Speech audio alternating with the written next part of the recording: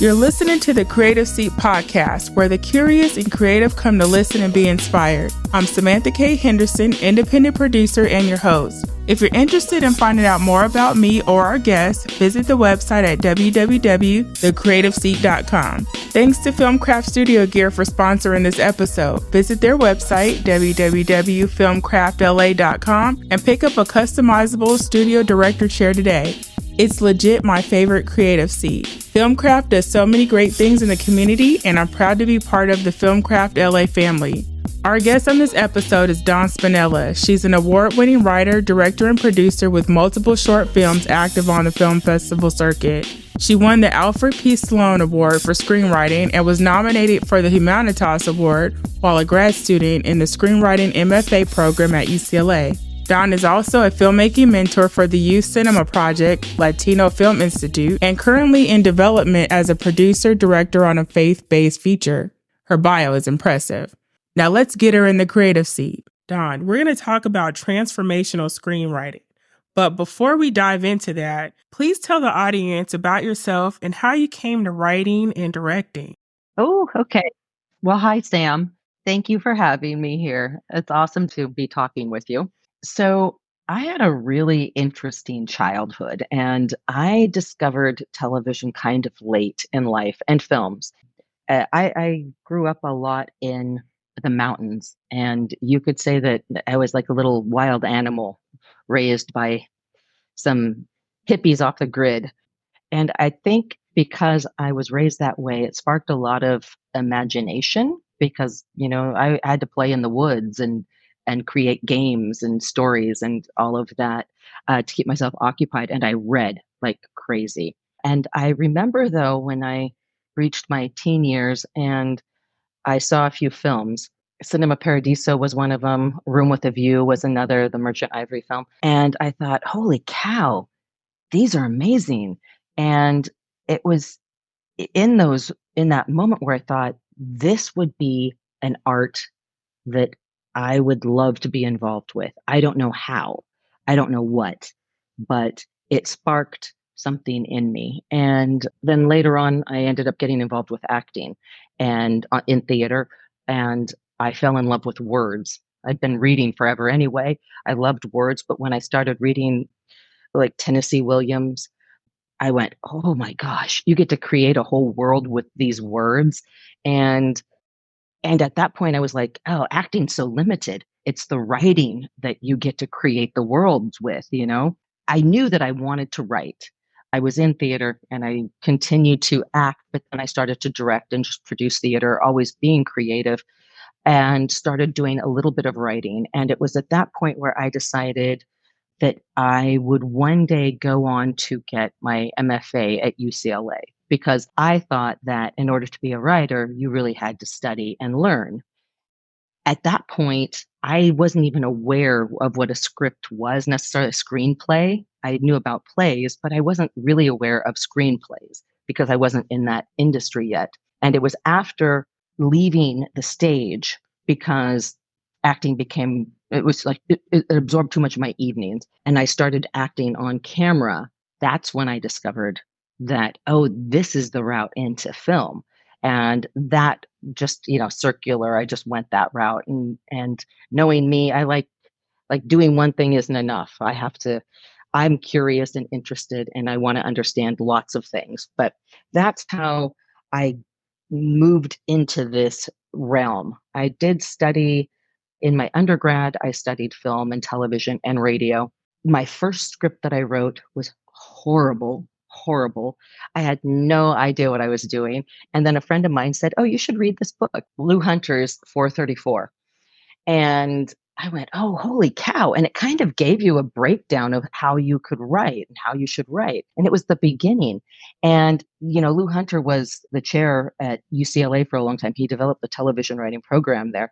And to me, that was just like, yep, one day I'm going to study with this man. I know it. I'm just going to be there one day to really understand writing. And eventually I did.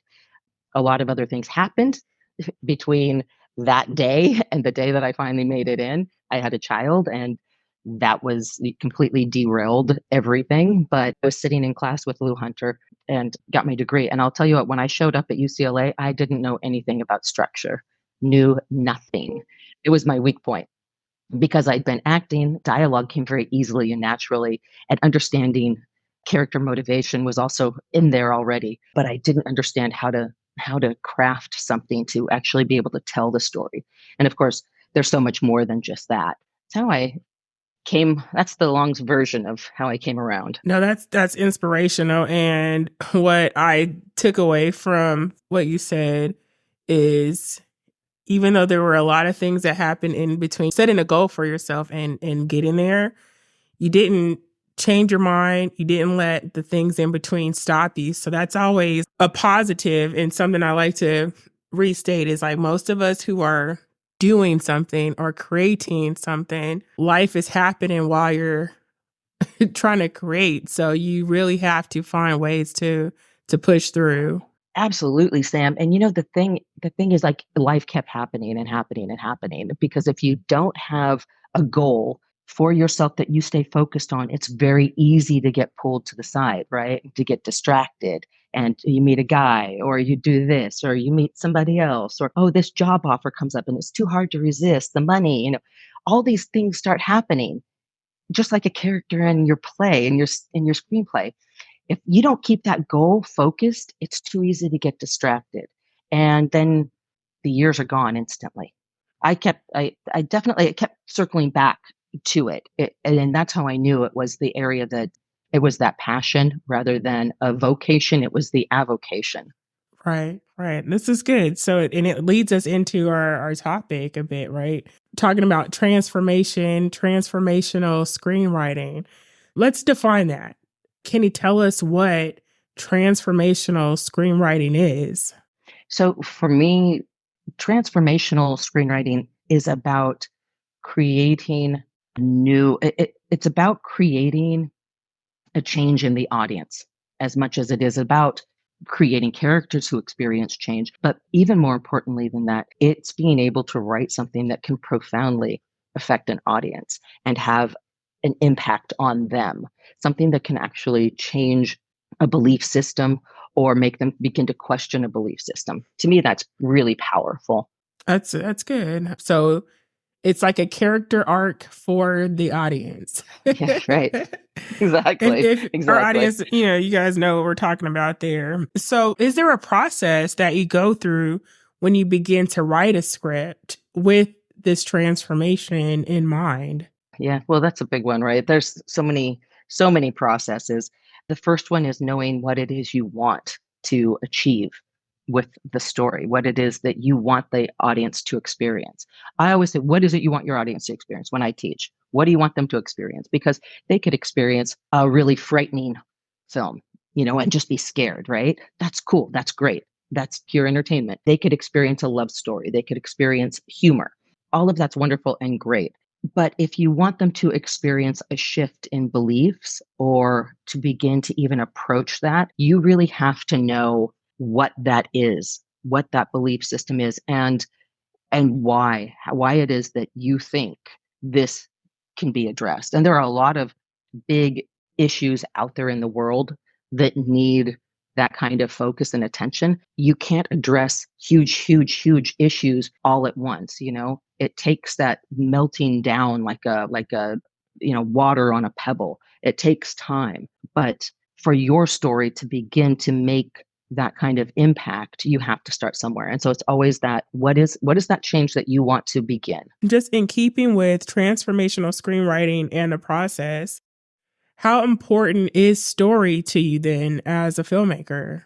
Well, for me, as a filmmaker, story is everything. The whole experience hinges on a story. And if you don't have something strong and interesting and worth telling, then it's just going to bore your audience. Also, if you don't have a strong story, it's going to be really hard to make. Story is the foundation of everything, in my opinion. A lot of people rush into films without really fleshing out their story, and they do a disservice to themselves and to their audience. For years and years, and even today, I still do it. Everything I watch, I analyze, and it's just become second nature. I can't help it, unfortunately, because for a long time, watching films became something I didn't enjoy doing after I'd been analyzing and analyzing and analyzing. So I'm trying to find the joy in watching films again, but I can't help but analyze them because you can tell a story so many ways, right? There's so many ways to tell a story, and it's going to hit everybody differently. So my analysis is just one of many opinions, but I always look for why something doesn't work and how I would have done it in order to make it work. Or what are you trying to achieve? And so, how would we do that? So, back to your question, story is everything. Without a story, you don't have a story. Yeah, I'm curious. Do you keep a running log of some of this analysis? Like, or do you just keep it in your head to use for the future? Sometimes I write things down. I do have a lot of notes on different things. Oftentimes it's just a insight that I'll experience for no good reason. I'm driving along and I'm like, oh my gosh, this. But I'll tell you, like last night I watched a film that was out a few years ago or earlier this year, and the reviews. I watched it because the reviews were really interesting. It compared it to a Mammoth film. It had very interesting. It had all these great kind of reviews, but one said you could see the twists coming. And I'm like, okay, let me see. Let me see. So of course I sat down to watch it and I'm like, oh well, yeah, here's the grift right now, and this is the grift, and then this is also going on, and this is going. So you could see them all coming a mile away. I could. And it said that the end wasn't impactful. And so I wanted to see for myself. So I watch it through the end and I'm like, oh man, it totally fizzled out. So that's where I sat and went, okay, how could I have made this work? What ending would have worked here? How far back do you have to go in the story in order to set up an ending? And of course, the whole time I'm going, okay, would I have switched this around? And could I have switched this around? And could I have done this because you're expecting this? In screenwriting, it's about circumventing or not delivering on the expected. So you can also use that expectation to thwart the expectation. So in other words, if you know that this is a grifter film and the audience is expecting the grift right away, okay, so you set it up, you made that grift, but you better set up the anti-grift early on, like there, because I want to be tricked. If you make it too easy, you lose your audience. So in that case, because I'm thinking about it, I'll just remember that. I'll just know, like I should write it down, but I rely on my memory. Probably a terrible habit. I do the same. So it's a process of I know what I like, I know what I don't like. So when I'm reviewing a script that I've written, I kind of go through the thoughts about like what I don't like, what I do like, and see how it applies to this like new script. Also try not to repeat myself, too much. Mhm. That's good. That's good. Audience, pay attention to that. So that's a tool that you could use. It's all about knowing what your audience expects and then somehow making sure that they don't get what they expect, they get something different and better. Yes. Because if you meet expectation, it's often boring Right. because they expect it. So you Right. have to switch that up. Right. Right. Okay. So let's talk about you being a multi hyphenate. So as a writer, director, and producer, how do you focus or separate each one of these key roles and then find balance there? Yeah, that's a good question. Well, I guess it depends. I remember, Sam, when we worked together on something and you said to me, "Okay, Dawn, it's time to take off your producer hat." Yes. And I Yes. think about that now and then. I just laugh and go, Sam had a very good way of just holding the situation together and saying, "Here it is." Yeah. So sometimes I have to be pushed into a role, you Mhm. know, and told where I have to go. But mostly the writing stuff takes place so early on. So that doesn't tend to be an issue after the script is finished and it's ready to go. And I do see myself, though, always, even as a director, as partly a producer, because if you're not paying attention, things can fall through the cracks. So I don't know if that's just if that's a control issue, but I am constantly aware of things. And it's really good to be in that position. I don't think it's that easy for me to just step away from playing multiple roles. But in order to do so, you just have to know, you have to make sure that you're surrounded by really good people that you trust and that you know can take care of things, and that communication has happened that there aren't large gaps for people to fall, for information to get lost in, or for things to part in. So that's it's I guess it just comes down to trust and working with really good people that you know get the job done. Right, right. So now we're getting into the conversation of collaborators. So how do you find your collaborators and what type of qualities are you looking for in them?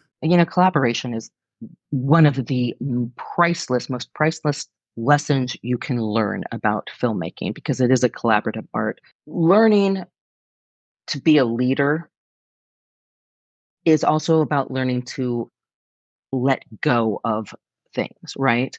So let that person do their job, and let that other person do their job, and let that person do, you know. So you bring these people in so that everybody can do a job.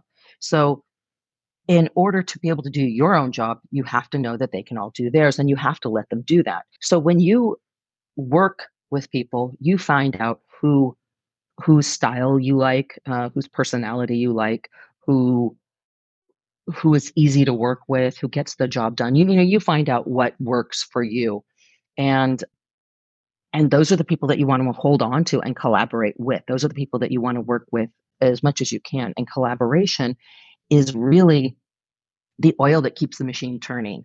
And it will take a one-dimensional film idea and turn it into something beautiful that you didn't consider. So it's very often hard for new writers, and I've been there myself, to take feedback, because they get defensive, or we get defensive and we don't want to change this, or we think we know. And I've been through it enough, both as the writer part and as reading material. But that in itself is a collaboration. And when you can begin to hear, even at the early stages, and examine your own material and say, okay, why am I getting this note? Or why am I getting this feedback? What does that mean here?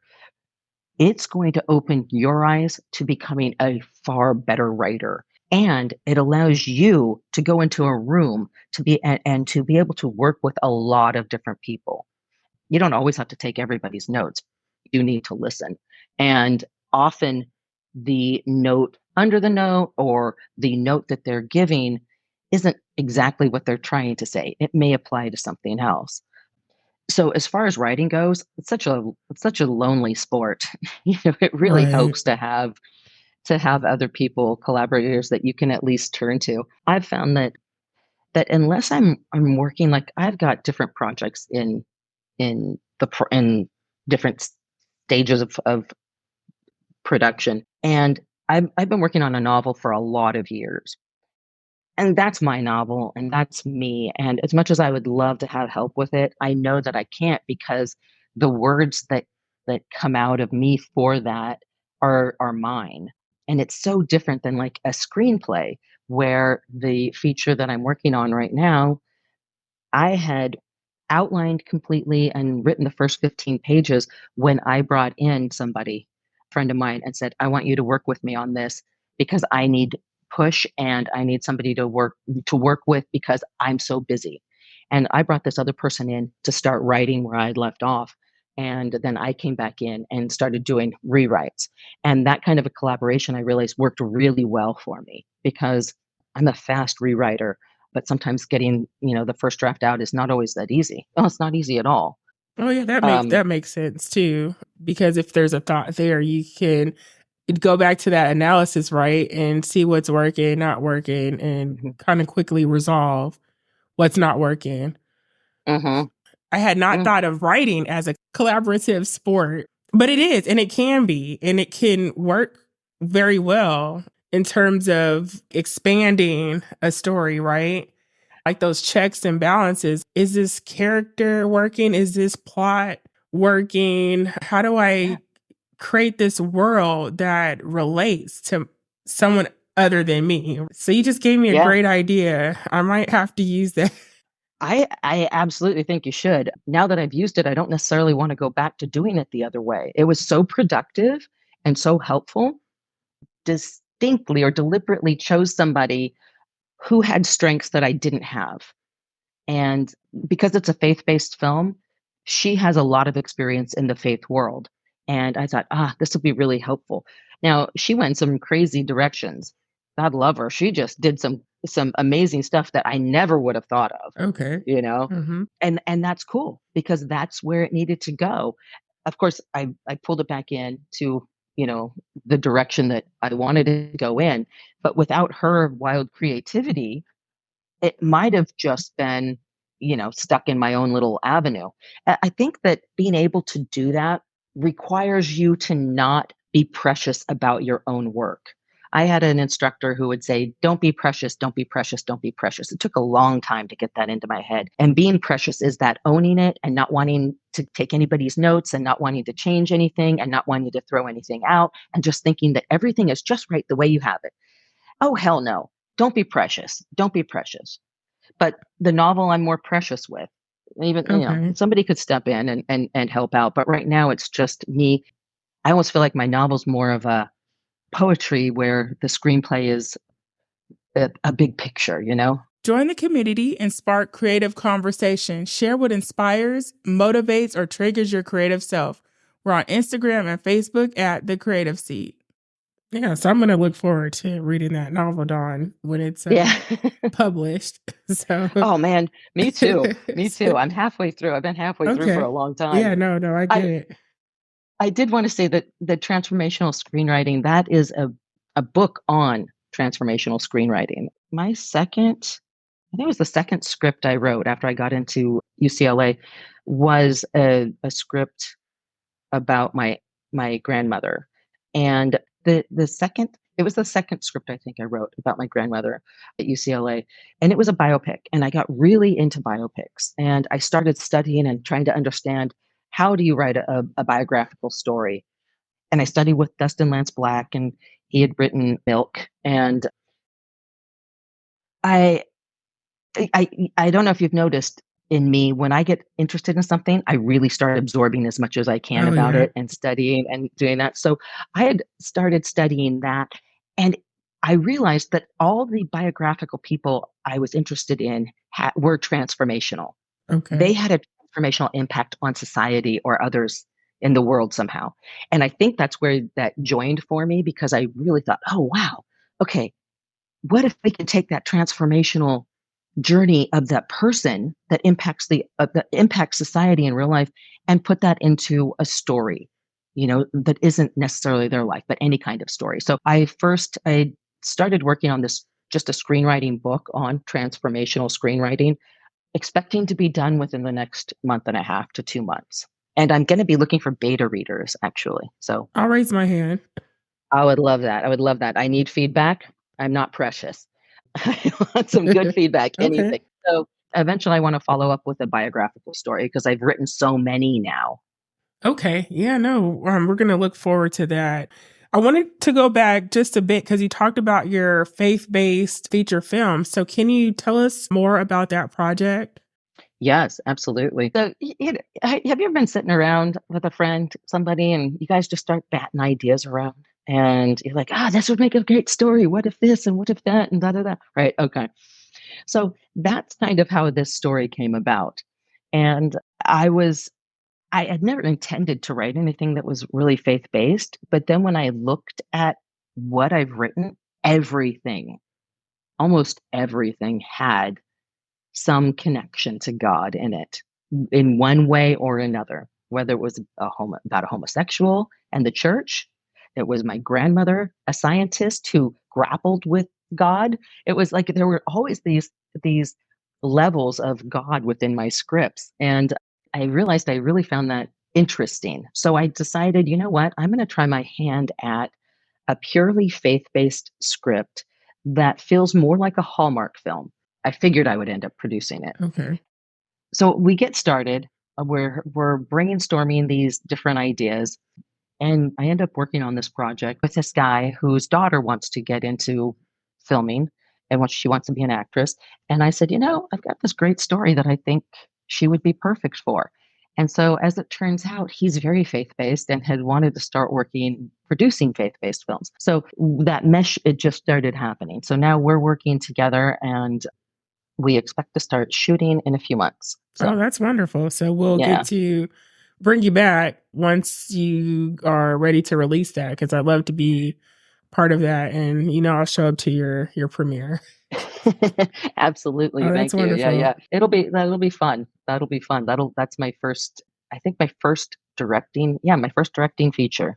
It's a bigger job, right, than the Oh, shorts. It's a lot of work. The shorts can be a lot of work. So don't get me wrong. We right. spent a year working on a short. So I get Right. it. But feature, that's even a larger endeavor. So I'm rooting for you. I know it's going to be great. And I look Oh, forward thank you. to just sharing in the Yeah. success of that. I know you got other things happening too. So you're going to be teaching screenwriting. Do you want to expand on that? So I've been teaching screenwriting for a while, quite a few years. And a few years ago, Access Sacramento contacted me, and that's how we met, actually. Yes. Uh-huh. You came to Access Sacramento. They have writers. Well, anybody can take the class, but Access does this really cool thing called a place called Sacramento Screenwriting Filmmaking Competition, and then they end up helping produce in one way or another 10 short films that they premiere at this wonderful theater downtown.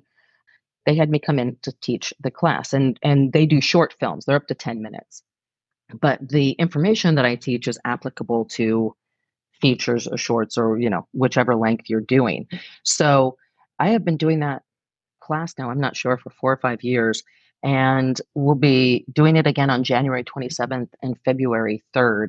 It's 2 hours, and I love hearing the stories that come out of it. And I ask the students to come in with their log lines ready to go about what ideas they have, and then I try and help shape those ideas into 10-minute stories that they can tell. And sometimes, their ideas are all over the place, and sometimes they're very concise, and sometimes they just need more development. What the structure of that should be, what it looks like for 10 minutes, because you don't want to ramble in 10 minutes. Right. You don't have any time to waste if you want to tell a strong and fast story that moves your audience.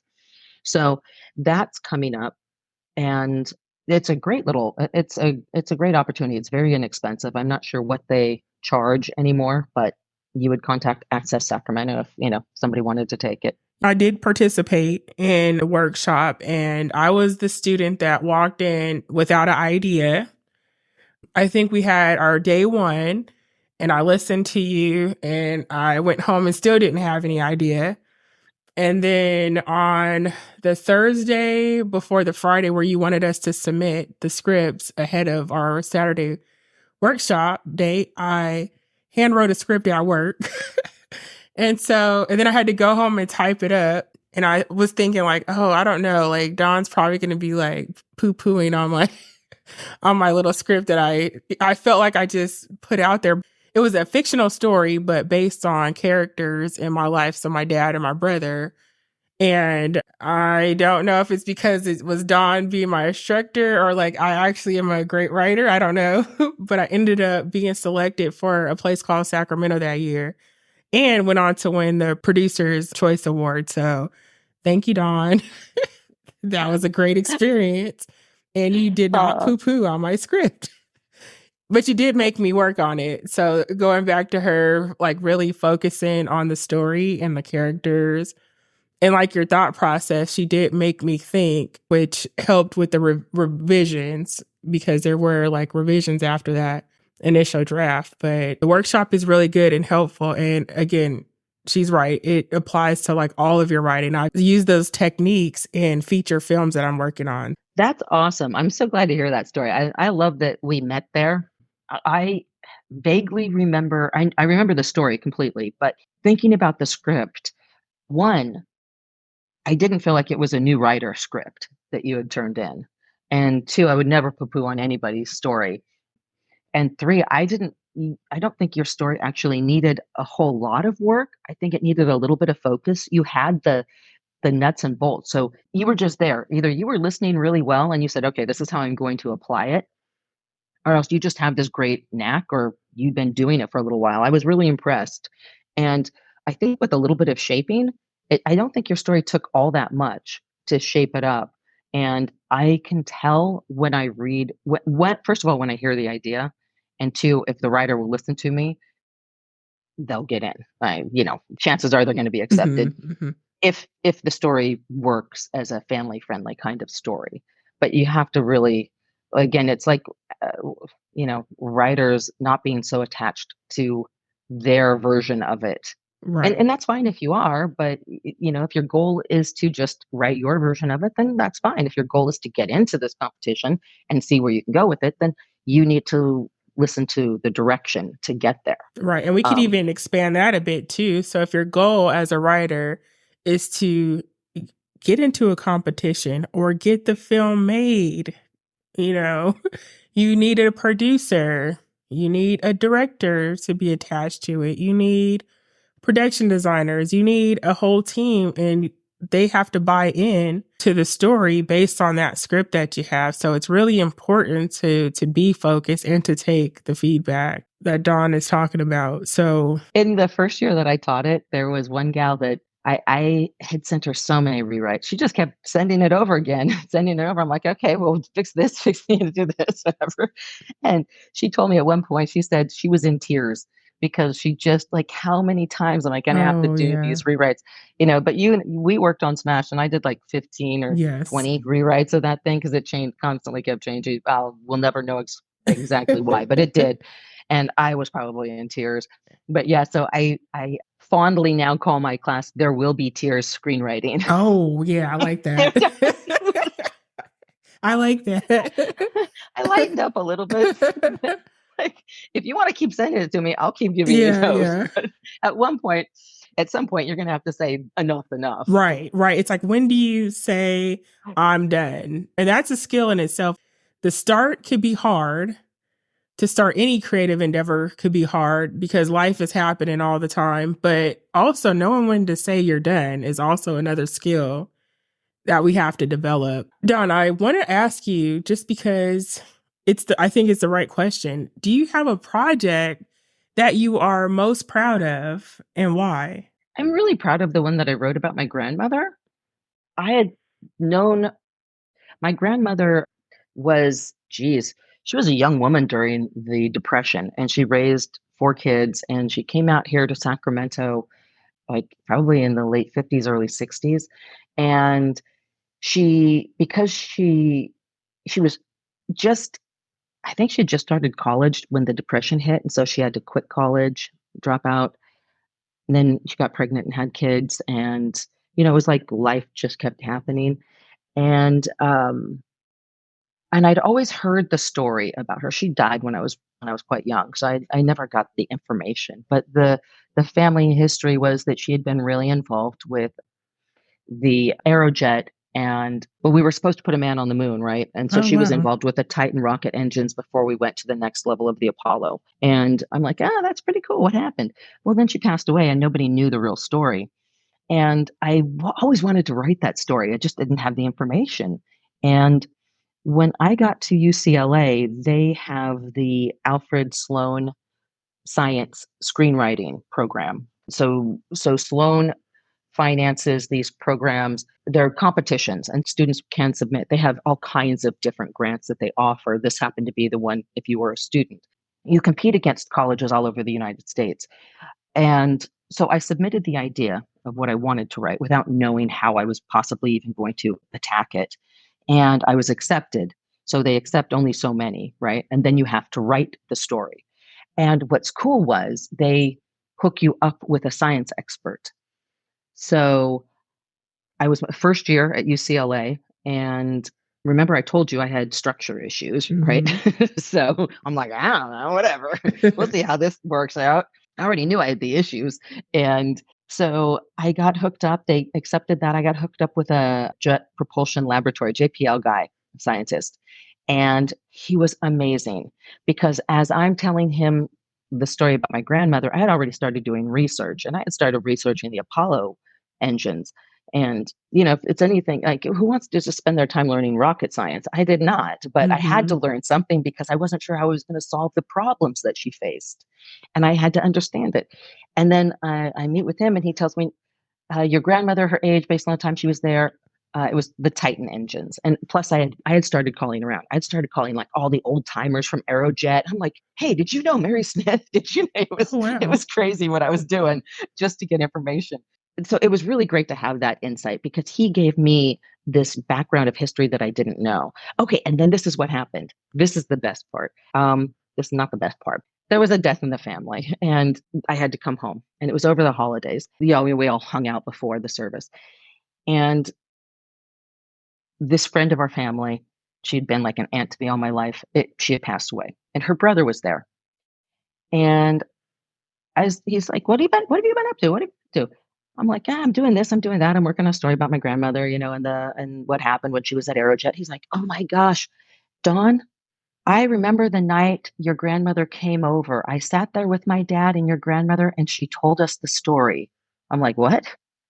Wow. And I got all the information from him. I know, Wow. right? Isn't that Wow. amazing?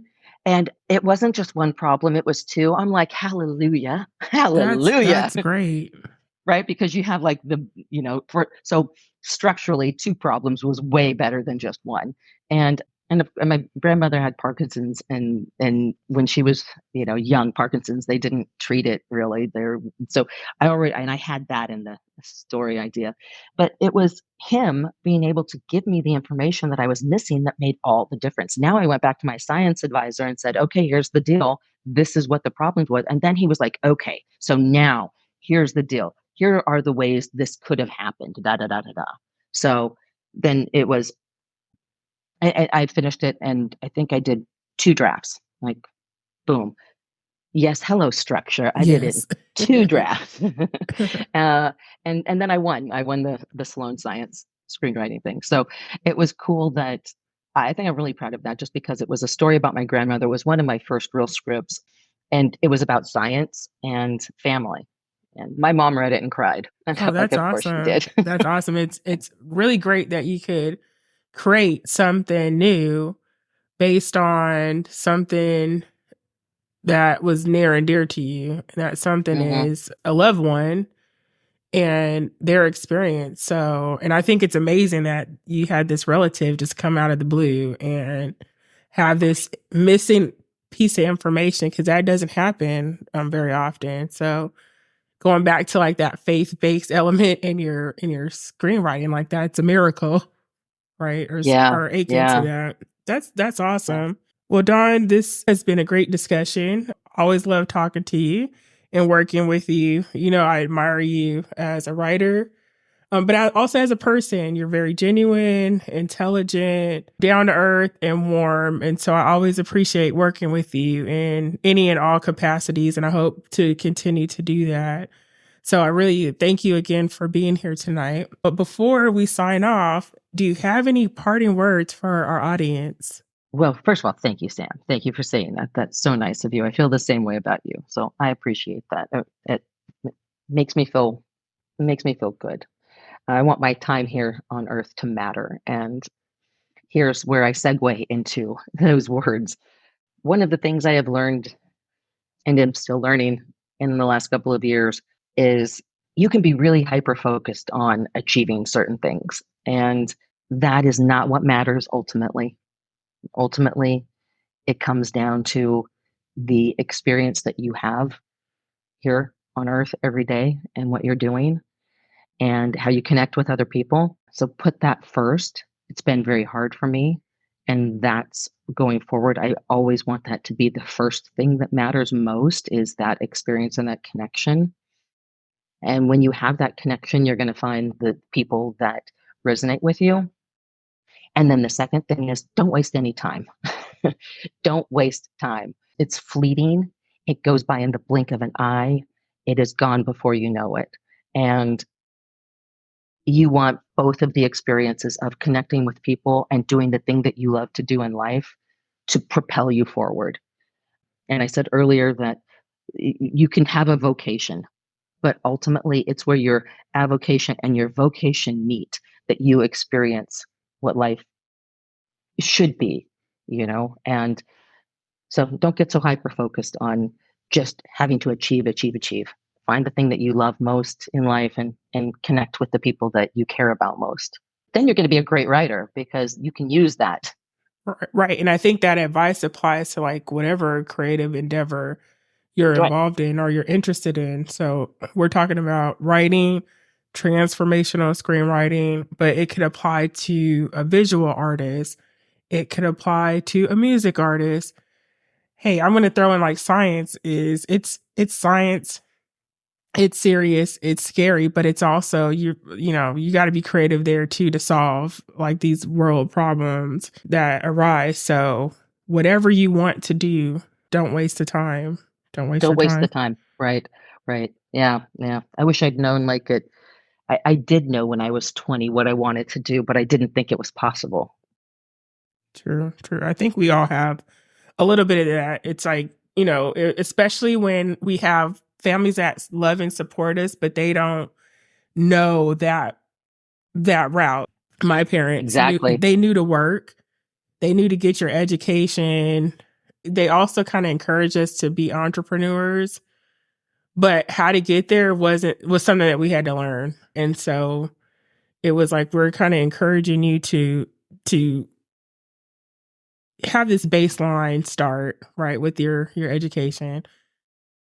Strive for something a little more, but you got to figure out how to do it yourself. And so Yeah, well, you can always turn to the people like you and find your tribe. You find that tribe and find mentors, and you're going to find the way in. I think it's just being creative, figuring out how to be creative and to make that happen. But if you're there, it's going to happen. Oh, I also want to say, don't be precious. That's oh another yeah, piece of advice. yeah, I I was like to say that that. should be another book.